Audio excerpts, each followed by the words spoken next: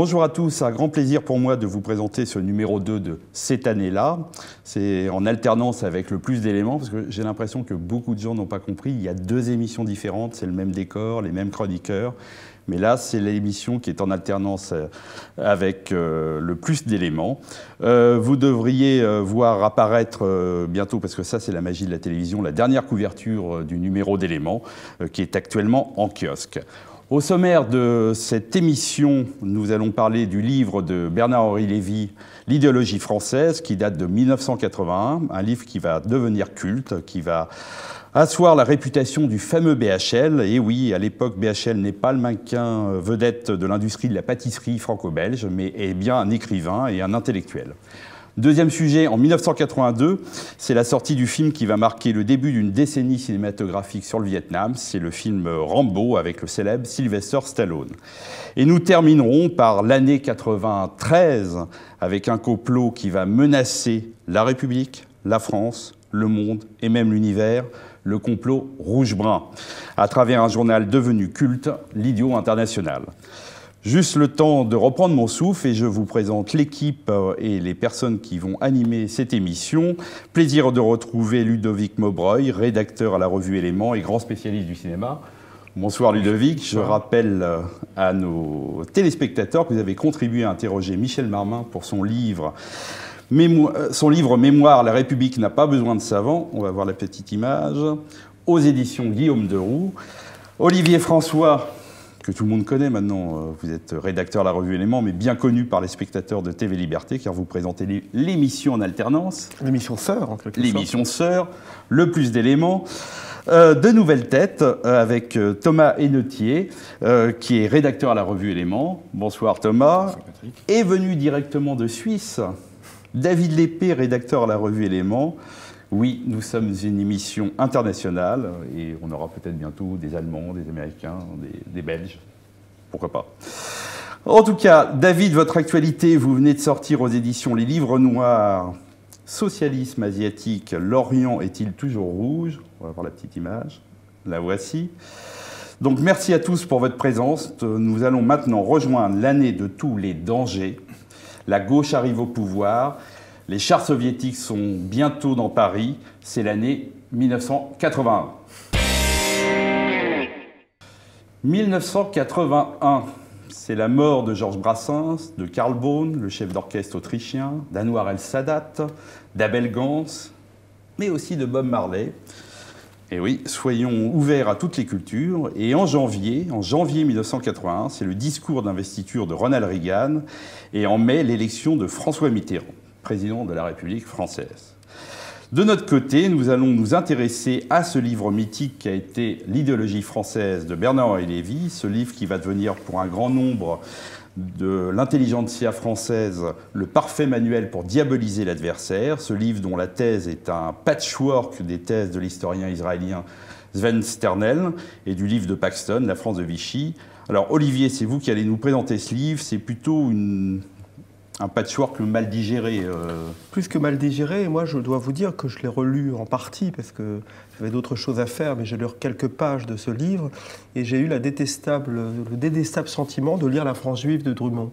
BHL m'a fait penser à Drummond, m'a fait penser à ces pamphlets antisémites les plus vulgaires des années de la fin du 19e siècle ou du début du 20e siècle, qui marchent à travers des amalgames, à travers un vocabulaire aussi de biologisation même de l'adversaire. L'adversaire est toujours rang, c'est toujours scrofuleux en quelque sorte, est toujours atteint d'un virus de la haine, etc. Donc, évidemment pas dans le fond, mais dans la forme, j'ai trouvé, ça m'a sauté aux yeux. Enfin, l'idée même du livre, parce qu'on... L'idée même du livre, alors là, on va en parler, mais l'idée même du livre, c'est un amalgame, et à mon avis, le sens idéologique de ce livre, c'est au fond de diaboliser, parce que c'est ça le fond du livre, de diaboliser toute forme de critique du libéralisme, qui ne soit pas une critique ou marxiste traditionnelle, ou une critique réactionnaire, en quelque sorte, classique. D'ailleurs, à l'époque, on verra que Bernard-Henri Lévy n'est pas opposé à toute forme de critique réactionnaire. Bernard-Henri Lévy, à l'époque, il faut le rappeler, c'est un nouveau philosophe, se réclame d'un monothéisme assez agressif, assez offensif, est un homme qui n'est pas du tout dans la tradition anarchisante, puisque d'ailleurs il trouve des charmes à Marie-France Garot, à Reagan, donc à des gens d'ordre en quelque sorte.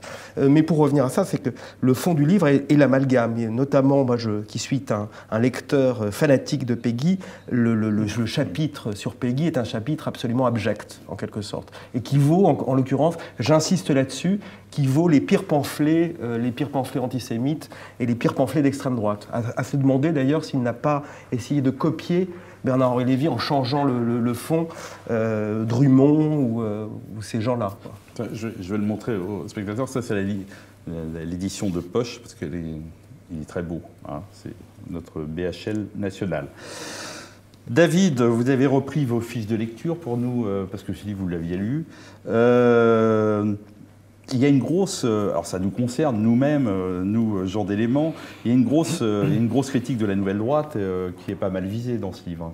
Oui, en fait, la critique du livre porte essentiellement sur deux groupes que sont la nouvelle droite, nommément citée toujours entre guillemets, et merci pour les guillemets finalement, on les réclame depuis tellement longtemps ces guillemets, et le Parti communiste français, qui sont d'ailleurs renvoyés un peu dos à dos parce que ce qui est reproché à l'une est aussi reproché aux autres, en dehors des questions religieuses liées à la critique du paganisme, mais ça on n'en parlera pas aujourd'hui, c'est un peu complexe. Ce qui est reproché effectivement c'est à ces deux mouvements que sont les communistes et la nouvelle droite, c'est de mener une critique radicale de l'argent, du capitalisme et des États-Unis. Ce qui, selon BHL, sont deux faux nez pour cacher l'antisémitisme. Et en cela, on peut dire qu'il a fait Florès, car aujourd'hui, les discours anticapitalistes sérieux ne peuvent plus être désamorcés que grâce au chantage à l'antisémitisme, parce que si on se met à parler économie de manière posée, on finit par ne plus pouvoir faire taire son contradicteur, ce qui est très ennuyeux. Et pour aller dans le sens de ce que disait Olivier François sur le caractère un petit peu rhétorique d'extrême droite, encore qu'il y ait aussi quelque chose, il y a beaucoup d'effets de manche, c'est une langue très amphigorique, mais on croirait lire du Drummond, sauf qu'on remplace les Juifs ou les Métèques par les Français. J'ai recueilli quelques expressions au sujet de la France, du peuple français ou de l'esprit français, que je vous cite en vrac. Ventre abominablement fécond, nausée, relent, ignoble, fange, relent les plus infects, infâme, abjection, abjection française, ignominie, meute française, infamie, petit lopin de boue, gros bon sens français, grande plaie purulente, France de salopard, vieux fond de purulence, source vénéneuse, homme de glèbe, peuple de boue embourbé dans l'épaisse, lombreuse tourbe de France, fanatique de la France, nains nationaux, sous-développés parisiens, refoulés pestilentiels, la France des crétins et des canailles, la France noire, le visage d'ordure et enfin la bête française aux mufles très ordinaires. Évidemment, on pourrait croire... Bien, David. Après, on dit que les Suisses... Non, mais on dit que les Suisses parlent lentement. Là, vous êtes arrivé, c'est formidable. Thomas, sur ce livre, vous a marqué aussi? Il m'a marqué parce que, d'abord, c'est l'inauguration de la haine de soi, de la haine de la France, et puis, plus globalement, de la haine de tout ce qui est enraciné, des communautés traditionnelles. C'est pour ça d'ailleurs que il met dans le même sac, il amalgame Sorel, Proudhon, Maurras, Péguy, Barrès, Bernanos, etc. Oui, toute idéologie est coupable en fait. Raymond Aron disait qu'il aurait même pu ajouter Simone Veil, la philosophe Simone Veil. Tout enracinement est coupable. Et alors ce qui est presque comique, c'est de voir le général de Gaulle transformé pratiquement en juif errant. Il compare de Gaulle à la Jérusalem biblique qui se fortifie de son exil et de ses attaches expatriées. Donc c'est un complet renversement de ce qu'est la figure du général de Gaulle et de son fond entièrement enraciné. Tout ça dans un bricolage à visée idéologique, et on bricole des citations, on bricole des sources, qui est totalement contraire au travail de l'historien, pour alimenter un propos préfabriqué. Ludovic, c'est un livre qui pourtant... le monde universitaire s'est énormément moqué de ce livre en disant qu'effectivement, comme le disait Thomas, est rempli de bricolage. Pourtant, c'est le livre qui va marquer toutes les années 80 et toute l'idéologie de SOS Racisme et de Mitterrand. Oui, absolument. Si vous disiez un manuel, et c'est une sorte d'aide-mémoire pour savoir comment museler son opposant, comment disqualifier définitivement son adversaire. Des années plus tard, quand Solers fait sa diatribe « La France moisie », il se réfère directement, on est 20 ans après, il se réfère directement à l'idéologie française. ou quand Nathalie Kosciusko-Morizet traite Buisson de maurassien. Voilà, si ce terme est devenu une injure, c'est suite à ce genre de livre. Alors c'est amusant parce que il dit là, à un moment, il dit, je crois, c'est pas dans le livre, mais enfin c'était quand il réagissait justement à la France moisie de Solers, il dit qu'il y avait une espèce d'humus constitué par Péguy Barrès-Bernanos et qui avait produit des effets désastreux. Donc moisissure, l'humus, on est toujours un peu dans ces métaphores de puanteur, de pourrissement. Et je crois que ça signe une espèce de névrose hygiéniste assez nette pour BHL et pour tous ses suiveurs. Se référer à Bernanos, ou pire encore, le lire, c'est quand même avoir une tache sur sa chemise, quoi, hein. C'est de l'ordre du cauchemar.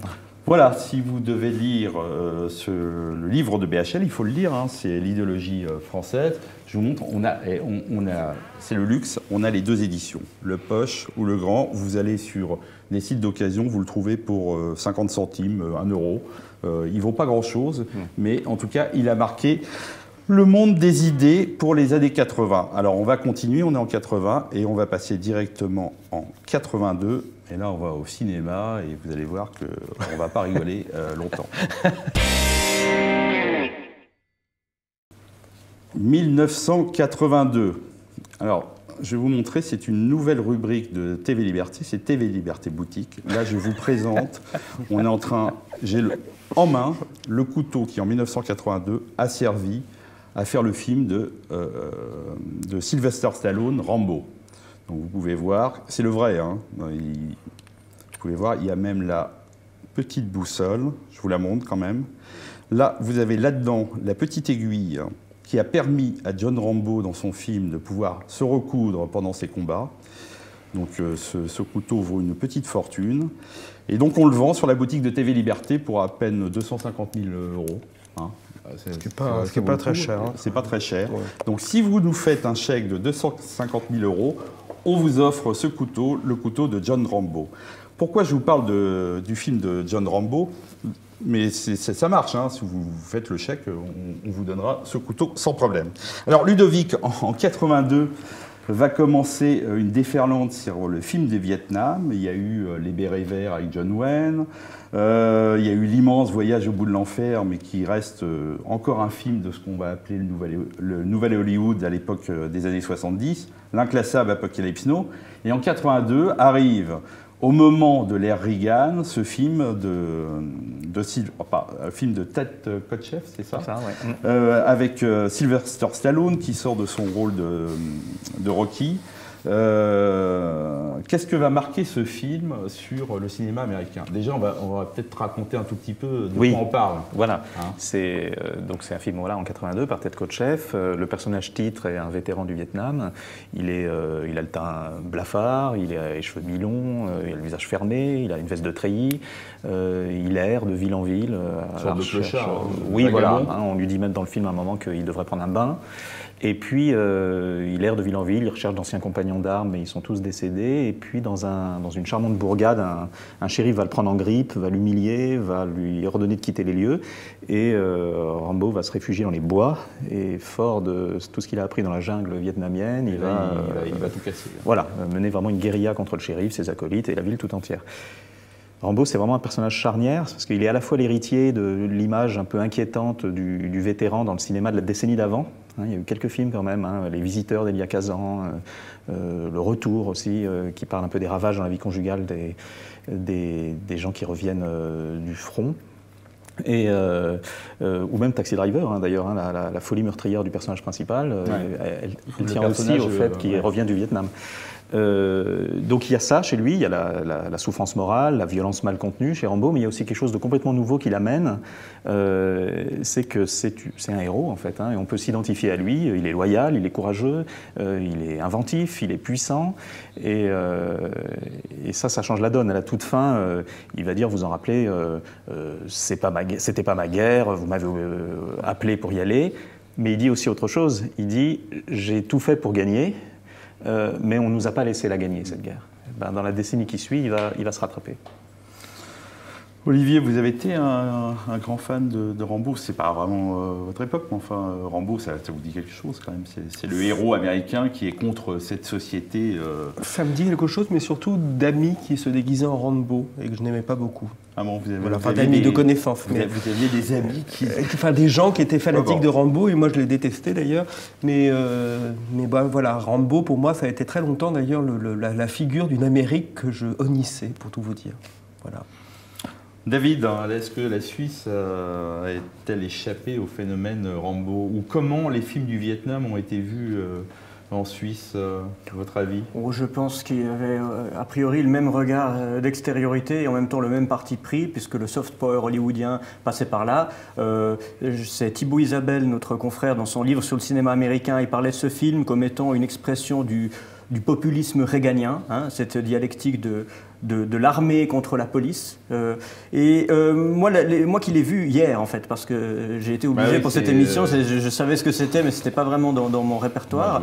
J'ai été frappé par un aspect plus littéraire. C'est ce personnage du colonel qui vient finalement prêter main forte à la police de manière un peu plus sage, en prenant plus de recul, en disant de toute façon, vous n'y arriverez pas avec vos moyens, car c'est une bête de guerre. Je le sais, c'est moi qui l'ai formé, et maintenant il nous échappe. Je suis le seul à pouvoir essayer de raisonner et de communiquer avec lui. Ça m'a fait beaucoup penser au thème du Frankenstein de Mary Shelley, où le créateur voit sa créature lui échapper, mais peut encore être le seul à le connaître vraiment, alors que la société humaine ne peut plus le gérer. Et ça, c'est un grand thème de la littérature, comme l'est un autre qui est en fait les romans et les films de vétérans, qui ne sont pas le propre que des États-Unis.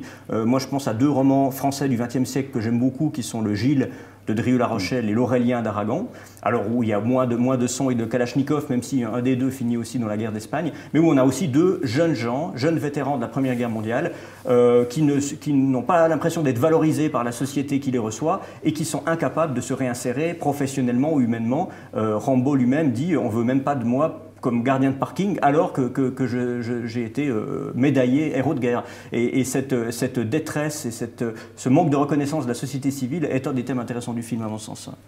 Thomas, votre rapport avec John Rambo? D'abord, c'est un film efficace, bien joué. Moi je l'adore. La figure de Richard Crenna, en particulier, dans ce colonel Trotman, est particulièrement excellente. Le shérif est aussi très bon. Je crois que c'est aussi une purge à un moment donné de la guerre du Vietnam. Les vétérans sont à la fois vus par les républicains comme ayant perdu la guerre, donc ils représentent la défaite. Et puis côté démocrate, du côté de ces gauchistes de Washington, ils représentent la culpabilité parce qu'ils ont tué des femmes et des enfants. Et là, cette Amérique de Reagan les réhabilite. Et y compris tire la conséquence de leur défaite en utilisant, ce Rambo utilise lui-même les méthodes des Vietnamiens. Il est face à une armée, face à un hélicoptère, et il est camouflé, il a juste un couteau, le couteau qu'on a, le fameux qui est le même, il y a encore vente, les empreintes digitales dessus. Il manquait que la voix de Pierre Bellemare tout à l'heure, mais c'était parfait. Sur l'aiguille, il y a l'ADN de John Rambo. Bon. Et voilà, c'est... Ludovic, qu'est-ce que ça dit du cinéma américain? Parce que le Rambo est encore une œuvre, hein. Il part d'un roman, mais ensuite il va avoir un nombre de films sur le...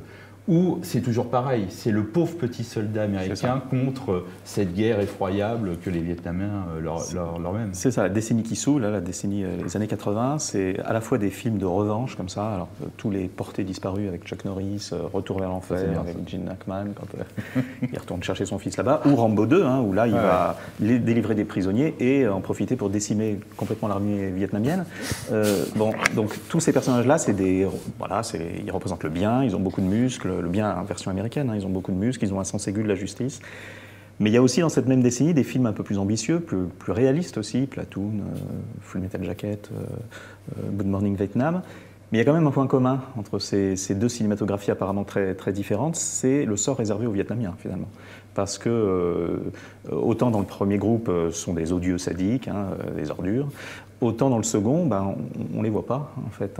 C'est une menace sourde qui plane, ils sont souvent hors champ, une espèce de présence angoissante comme ça. Et d'ailleurs dans Platoon, vous vous rappelez la phrase d'accroche, c'était « Nous n'avons pas fait la guerre à un ennemi, nous avons fait la guerre à nous-mêmes ».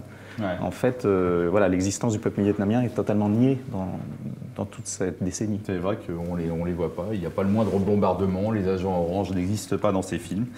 Voilà, je vous conseille, et comme le disait Ludovic, je vous conseille aussi tous les films de Chuck Norris, et surtout en version française, parce qu'il faut regarder avec les sous-titres français. Voilà, nous allons passer maintenant à une année, on va faire un petit bond en avant, et on va passer à l'année 93, où là, on va vous parler du complot qui se passe en France.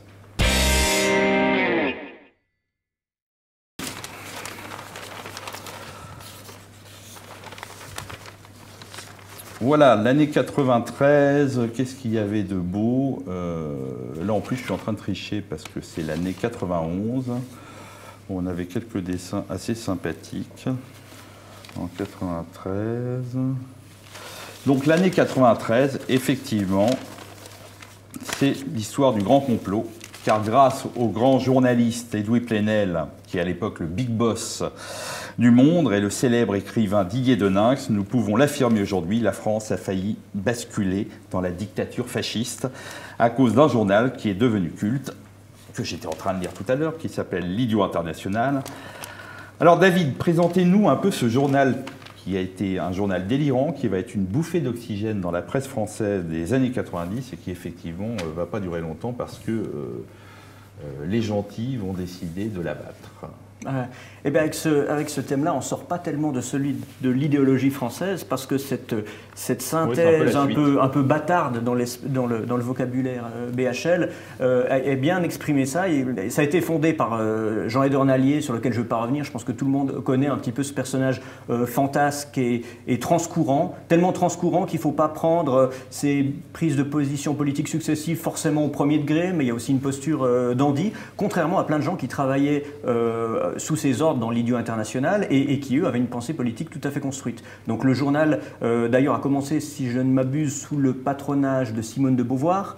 L'Idiot International, l'idiot est une référence à Sartre qui avait employé ce mot-là dans une dédicace à Allier, ce qui le situe plutôt à gauche. Et au débat, on avait une feuille gauchiste, effectivement, qui a évolué, qui a été fondée en 1969. Oui, parce que là, ce qu'on parle, c'est de la deuxième version. Voilà, jusqu'en 1994, avec quelques interruptions. Et là, cette version des années qui nous intéresse, alors oui, on est dans ce que le système a appelé rouge-brun, de ce qu'on appellerait, nous, quelque chose de transcourant, d'ailleurs pas forcément très éloigné dans l'esprit de ce que nous faisons. Ce transcourant se joue autour d'oppositions et de positions communes qui sont un certain anti-libéralisme, mais sur un ton libertaire, ce qui fait qu'on a aussi des dessinateurs, on le voit là, comme GB, comme Ciné, on a des contributeurs en plus de Allier comme Édouard Limonov, le correspondant russe, qui écrivait d'ailleurs en français pour la première fois dans l'Idiot, alors qu'il disait qu'il avait besoin d'un traducteur, puis on n'avait pas d'argent pour en trouver un, donc on dit débrouille-toi, écrit en français, il le faisait.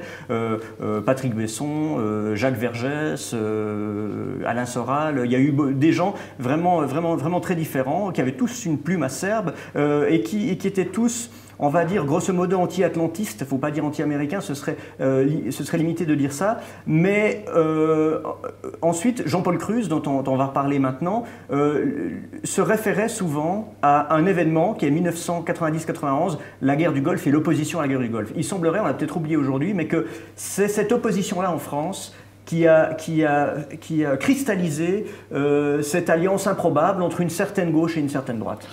Et vous oubliez notre ami Alain de Benoît qui a écrit oui, dedans, bien sûr, et qui va forcément déclencher cette histoire de rouge-brun. C'est une tribune dans l'Idiot qui va paraître de Jean-Paul Cruz, qui est journaliste à l'époque de Libération et qui appelle vers un front national. Il faut dire que le titre était bien provocateur.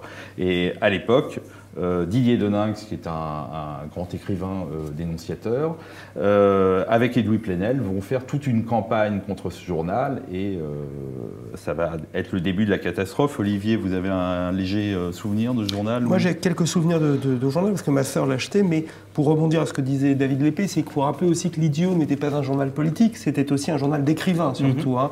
Vous avez cité Jean-Paul Grus, qui n'était pas un écrivain, mais il y avait aussi Marc-Édouard Noailles, Gabriel Maznev, Frédéric Becbédé, on a tendance à l'oublier, Charles Dantzig, enfin même des écrivains très mainstream en quelque sorte. Aujourd'hui, Charles Dantzig n'est pas un grand rebelle. Aussi, sur cet aspect libertaire, alors ce que je trouve formidable dans l'Idiot, quand on relit des vieux numéros, c'est qu'il y avait des contradictions. Il y avait un coup des gens d'extrême droite qui faisaient l'éloge de la droite maurassienne en quelque sorte, et des gens qui faisaient l'éloge de Krasuki ou de socialisme libertaire. Donc des positions très différentes, et c'est ce qu'a réussi à faire Héder Dallier, c'est de réunir toutes ces forces divergentes, mais qui convergeaient à mon avis, parce que faut le rappeler aussi, les années Mitterrand étaient quand même très très lourdes, hein, c'était le début d'une pensée unique absolument insupportable. Il avait réuni en fait toutes les dissidences, mais pas seulement les dissidences antilibérales ou rouges et brunes, c'était autant les blanches que les noires, les rouges et les brunes. Je vous coupe, il nous reste peu de temps. Thomas, l'Idiot international pour vous?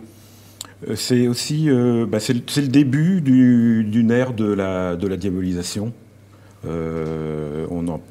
C'est assez proche de ce qu'on disait de l'idéologie française tout à l'heure, c'est-à-dire qu'à chaque fois que, on va dire, une gauche révolutionnaire, une droite révolutionnaire peuvent exprimer ensemble des idées vis-à-vis d'opposition, vis-à-vis d'un même système, c'est les vieux clichés sur les extrêmes qui se rejoignent, sur on fait le jeu d'eux, sur voilà, et ça va aller jusqu'aux intellectuels, y compris très établis, comme actuellement Marcel Gauchet, qui a fait l'objet aussi de diabolisation. Ouais, on retrouve voilà, la même traînée. C'est le début de cette ère de. Voilà, on est déjà super en retard. En tout cas pour nous, voilà.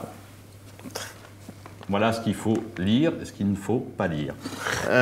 Donc on se retrouve, voilà, c'est fini, et le mois prochain vous retrouverez le plus d'éléments avec Olivier. Mais surtout n'oubliez pas de vous abonner à notre revue Éléments, et 2 ou 3 secondes pour revoir cette magnifique couverture qui est en kiosque. Et je vous dis, moi dans 2 mois et le mois prochain avec Olivier. Bonjour chez vous.